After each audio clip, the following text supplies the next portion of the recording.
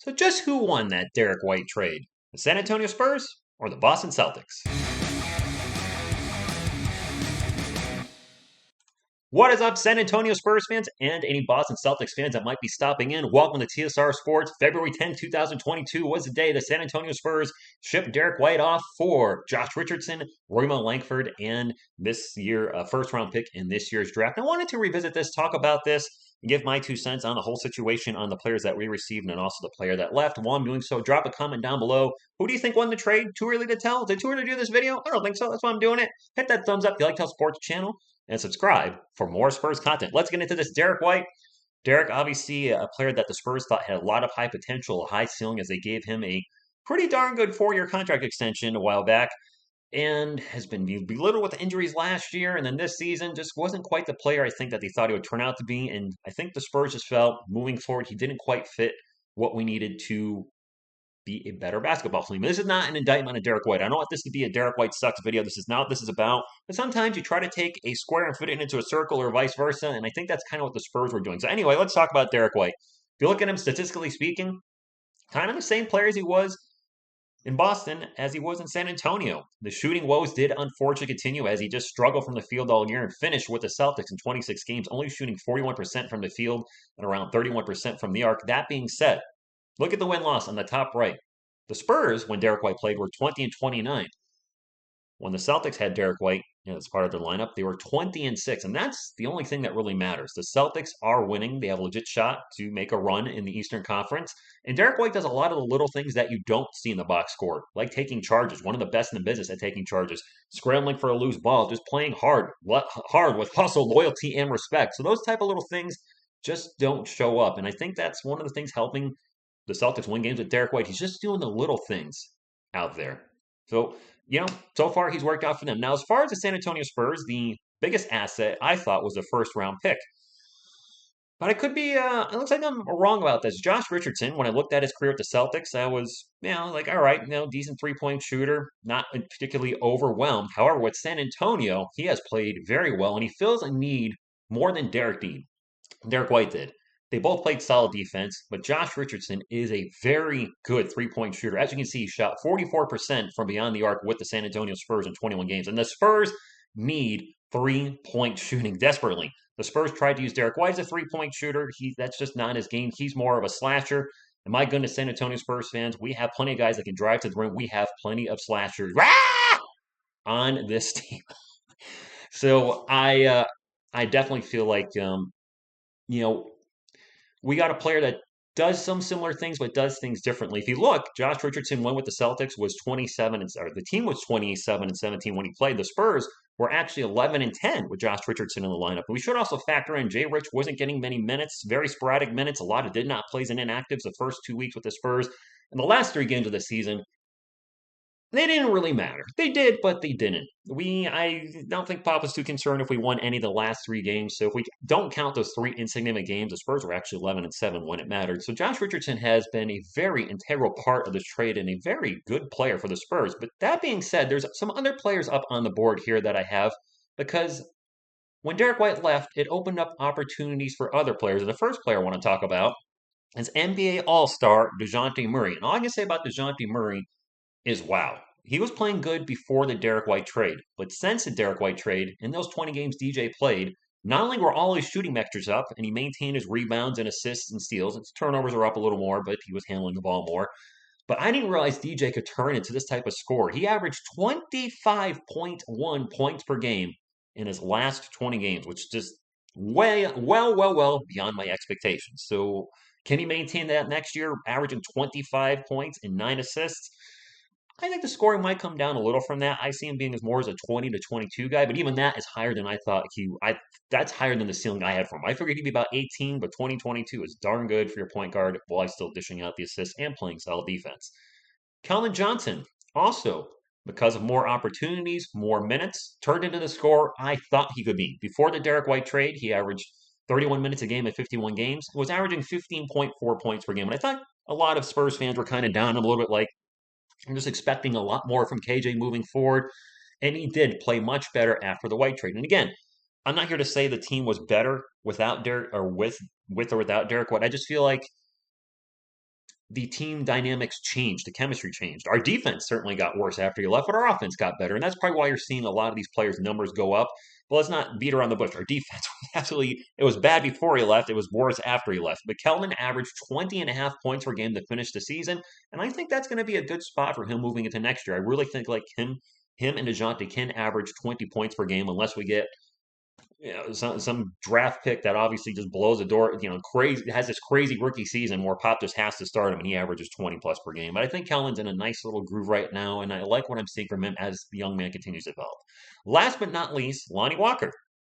You know what? More minutes, more opportunities, and he became the sixth man that we thought he could be. And his numbers, while good after Derrick left, would be even better if he wasn't saddled with the back injury the last few weeks. Still, all his shooting metrics up, field goal percentage up from 39% to 45%, three-point percentage from 29% to about 36%, and his points per game from 11 to 15.1. So we saw our three of our better young players, Dejounte Murray, Cullen Johnson, and Lonnie Walker, all just have more opportunities, and that's what they needed.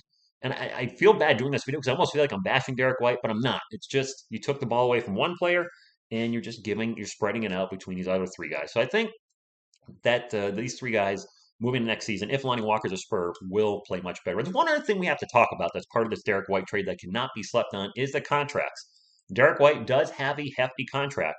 Next season, he's scheduled to make $16.3 million in 2023, $17.6 million, and the last year of his contract, $18.8 million. So that was a very large contract based on his performance. I do feel he's underperformed his contract. Again, though, winning's the most important thing, and if the Celtics were to win an NBA championship this year, they're not going to care what they're paying. That's his contract. Up next, Josh Richardson. He has one more year left, $12.1 million next season. And I thought the San Antonio Spurs might move on from him, try to trade him in the offseason, but he's fit in very nicely with this team, and again, gives us three-point shooting that we need. We also have Doug McDermott on the roster who gives us three-point shooting. Doug McDermott, a defensive liability at times, where Josh Richardson plays very solid defense. So I could actually see the Spurs moving on from Doug McDermott on the offseason, which some of you have said in the comments on some of my videos, and keeping Josh Richardson. Richardson, what I think a smaller contract. I think Doug is making about 13.5 million. Jay Rich making the 12 million. So I think Doug McDermott might be up for trade, and Josh Richardson's a couple years younger.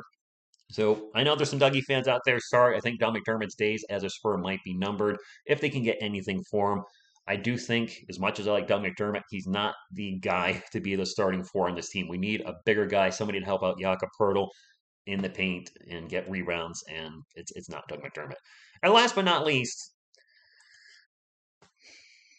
Romeo Langford has a team option next year of $5.6 million, and I don't want to beat up on the guy because I might injure him by doing so, but the guy is always injured. He was injured a lot with the Celtics, came to the Spurs, was injured right away, played one game, and had us all going, hey, you know what? He looks good on the court. And then he was injured again.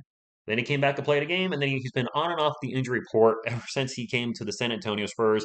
He's a young player. I believe he's a former lottery pick.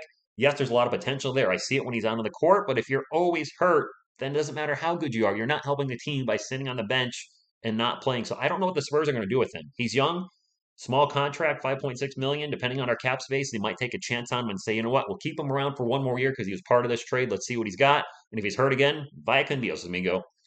So to wrap things up, there's my little 2 cents on, putting some statistics up, how the players have played, etc. But the real question is, which team won the trade? That's the question I want to bring up today. In short term, honestly, I think both teams won. I mean, the Spurs have made the play-in, and they've had let me back that up. The Spurs are making the play-in, and Derrick White and the Celtics are making the playoffs and make a legit run. So I think both teams won. It might give a slight edge to the Spurs, not because I'm a Spurs fan and biased, but we got 3 players, Josh Richardson, Romeo Langford, and a future draft pick, which could turn into anything. Could turn into a bust, could turn into a legit backup, could be a starter, who knows. But we got 3 players for 1. So I think in that regards, we kind of won the short term, just narrowly. If you want to call it a tie, I'm certainly not going to argue with you. And with the more minutes and shots coming to Dejounte, Kelvin, Lonnie, we've got to see them develop, and I think that's going to help their game going into next season. That being said, if the Celtics win a championship this year, then obviously, no doubt, no way, shape, or form, we can't argue this. We're blue in the face, Spurs fans.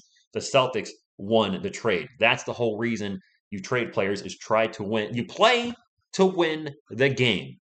Hello? You play to win the game. And if they get a championship, hands down, they won the Derrick White trade. Long term, though, and obviously there's a big giant Riddler question mark in our face right now. It's going to depend on what happens with the Spurs pick and to a degree what happens with Romeo Langford. If Romeo Langford's off the team, then whatever. But if this first round pick becomes something special, and Kellen Johnson, for those you don't remember, was part of the DeMar DeRozan Kawhi Leonard trade a few years back, and now we got the Raptors' 29th overall pick and drafted Kellen Johnson, who's now a starter on our team. So if this first round pick we get from the Celtics is either drafted and this player becomes a very important part of the Spurs and wins a championship at some point, or if we use that pick to trade up in the draft and get a player that becomes an integral part of this roster, then I think long term the Spurs probably won it. But it's the long term probably too easy to tell. Short term, I would say it's a tie, and I get the vibe that a lot of Spurs fans and Celtics fans that stop in would probably say this is essentially a tie. Celtics fans, I presume you're happy with Derrick White because of the 26 record since he joined the team. From all intents and purposes, I can see, it seems like that Spurs fans are happy with the production of Josh Richardson and really want him to come back next season. And you know what? If it works out for both teams, that's great. I have no animosity towards the Celtics. Their Boston team, their fellow next door neighbors, the Boston Red Sox, right here every day, all day. And I mean that. Twice on Sunday for that matter. But that's all I got. Spurs fans, let me know your thoughts moving forward. After the trade's been made, because I know a lot of you were upset when the trade was made back in February. Now that we've had time to digest this, we've seen Josh Richardson play. We've seen a little of Romeo Langford. We have the first round pick looming, and of course, the Celtics organization of fans have gotten to see what Derrick White has. So wrapping it up, now that we're a few months past the trade, you happy with it? You still mad about it? Or you're just like, you know what? It's just business. It is what it is. I want to thank you all for tuning in. Until next time, and as always, go Spurs, go!